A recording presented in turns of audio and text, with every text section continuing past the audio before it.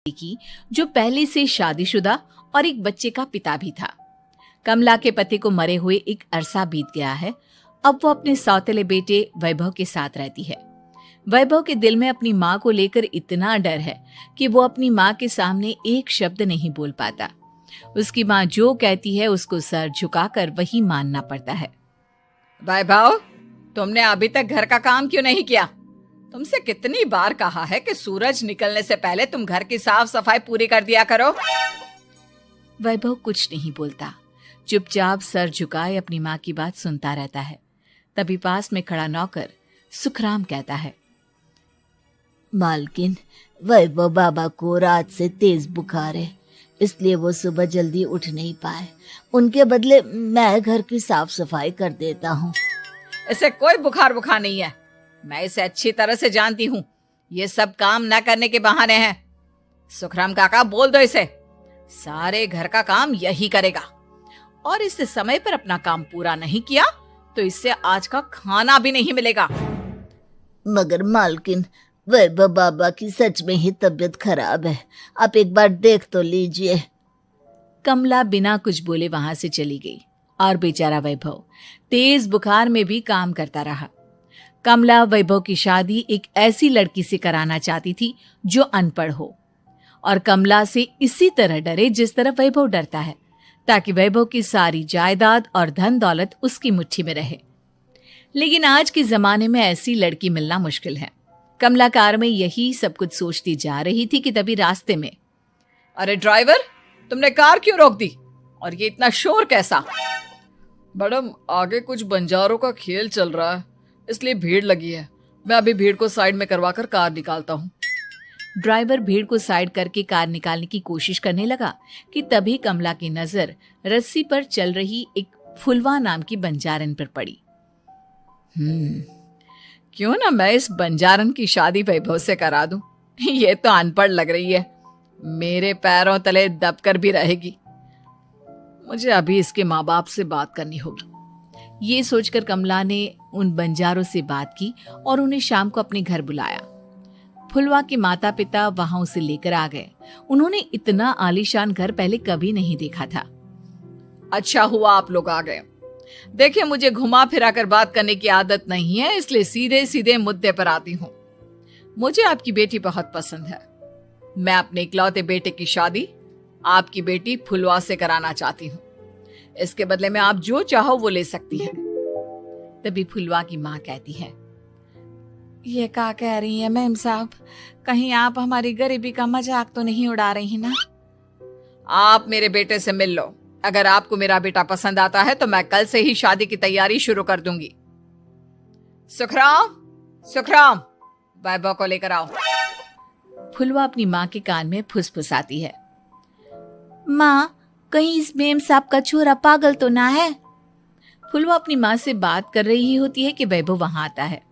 फुलवा उसे देखती ही रह जाती है और उसके माता पिता उसकी शादी तय कर देते हैं। शादी वाले दिन किसी को फुलवा और वैभव की बेमेल विवाह की बात समझ में नहीं आती।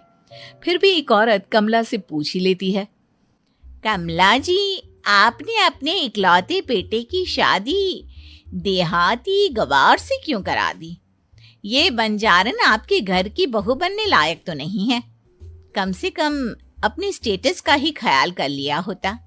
बहू तो अपने टक्कर की लाती, आपने तो बंजारन को ही बहू बना लिया। अब कमला को समझ में नहीं आ रहा था कि इस बात का क्या जवाब दे। वो कुछ देर चुप रही और सोच समझ कर कहती है, बहन जी, आपको तो पता है आजकल के बच्चे किसी की बात कहाँ सुनते हैं। मैं तो अपनी बहू एक पढ़ी लिखी और अपनी सोसाइटी की ही ढूंढ रही थी। लेकिन मेरे बेटे ने मेरे सामने इस बंजारन को लाकर खड़ा कर दिया। बोला कि मैं शादी करूंगा तो इसी से। अब भला मैं क्या करती, मुझे अपने बेटे के सामने झुकना ही पड़ा। कमला की ये बातें सुखराम भी सुन रहा था। उसने ये सारी बातें वैभव को जाकर बता दी। काका, मैं तो फुलवा को जानता भी नहीं, फिर माँ मेरे बारे में झूठ क्यों कह रही है? अरे बेटा, तुम कितने भोले हो, तुम्हें कुछ भी नहीं पता। तुम्हारे पिता अपनी सारी संपत्ति तुम्हारे नाम करके गए हैं। तुम्हारी माँ नहीं चाहती कि ये संपत्ति तुम्हें मिले, इसलिए उन्होंने तुम्हारी अनपढ़ लड़की से शादी करवाई, ताकि तुम्हारी तरह वो भी अपने हक के लिए आवाज ना उठा सके। सुखराम काका, मैं क्या करूं, आप ही बताओ। माँ के सामने आते ही मेरे हाथ पैर कांपने लगते हैं। मैं माँ को कुछ भी नहीं कह पाता। वे दोनों बात कर ही रहे थे कि अचानक कमला वहां आ गई। कमला को देखकर दोनों घबरा गए। तुम दोनों फिर कभी बातें कर लेना, अभी फेरों का समय हो गया है, चलो जल्दी आओ। इस तरह फुलवा और वैभव की शादी हो गई। अगले दिन कमला ने फुलवा को बुलाया और उसे नसीहत देने लगी। देख बंजारन, तुझे मैंने अपनी बहू बना तो लिया है, लेकिन तुझे इस घर में आंख कान मुंह बंद करके रहना होगा। घर का काम कर और अपने पति से मतलब रख, समझी? कमला का ऐसा रवैया फुलवा को बिल्कुल समझ में नहीं आया। उसने वैभव से इस बारे में बात की। सुनिए ना, माँ जी ने जिस तरह मुझसे बात की मुझे अच्छा नहीं लगा। शादी से पहले तो वो मुझसे बहुत अच्छे से बात कर रही थी, लेकिन शादी के बाद उन्हें क्या हो गया? तुम ज्यादा मत सोचो, जैसा माँ कहती है वैसा ही करो। ये कहकर वैभव वहां से चला गया। अगले दिन वैभव को घर के नौकरों की तरह काम करता देख फुलवा को बहुत हैरानी हुई। फुलवा ने इस बारे में सुखराम काका से बात की तो सुखराम काका ने फुलवा को सारी बात बता दी। अब फुलवा को समझ में आ गया कि उसकी सास ने एक बंजारन को बहू क्यों बनाया।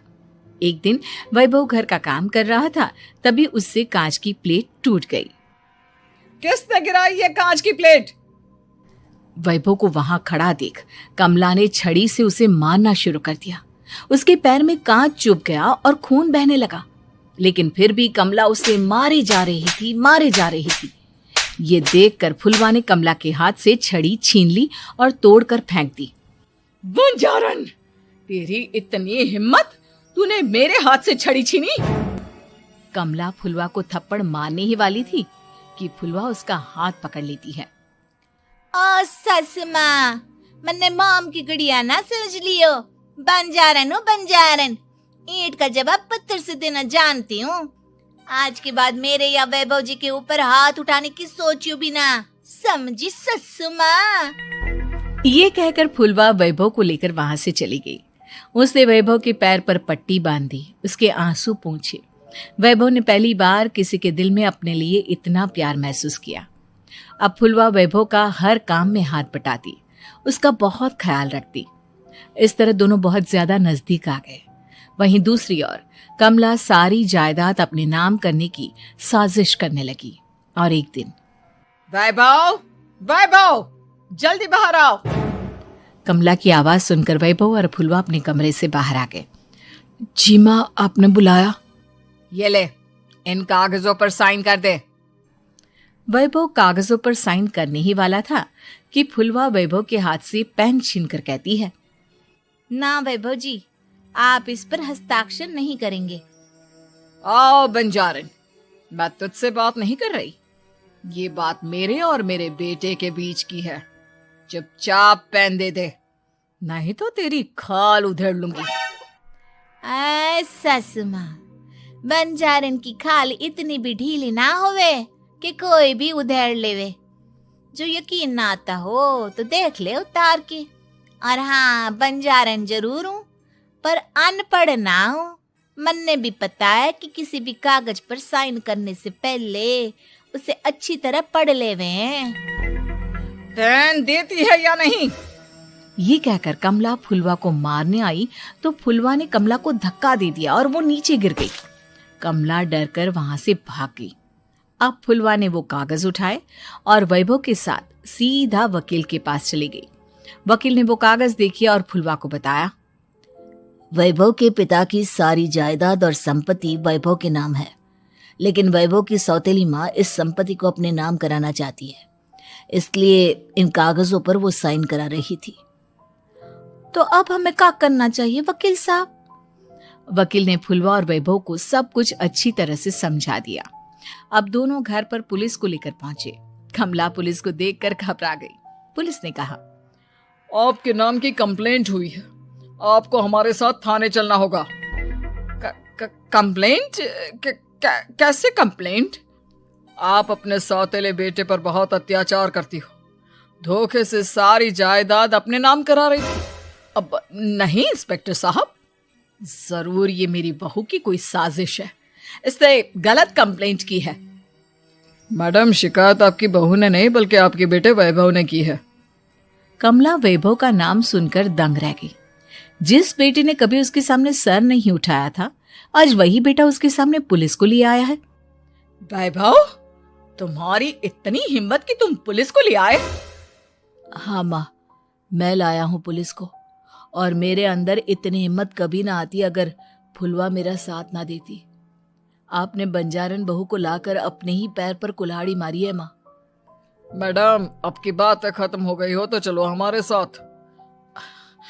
वैभव, मुझे माफ कर दो, मुझे थाने मत भेजो।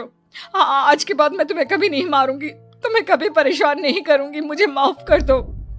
वैभव अपनी कंप्लेंट वापस ले लेता है और पुलिस वहां से चली जाती है। वैभव अपनी सौतेली माँ से कहता है, मैंने पुलिस को वापस तो भेज दिया है, लेकिन मैं आपको माफ नहीं कर सकता। आपने बचपन से आज तक कभी मेरे सर पर हाथ नहीं रखा, हमेशा मुझे मारती रही, नौकरों की तरह बर्ताव करती रही। आप इस घर में नहीं रह सकती, चली जाइए यहां से। कमला घर छोड़कर चली गई और सड़क किनारे खड़ी होकर सोचने लगी, काश मैंने वैभव को माँ की तरह प्यार किया होता तो आज मैं इस तरह से बेसहारा ना हो जाती।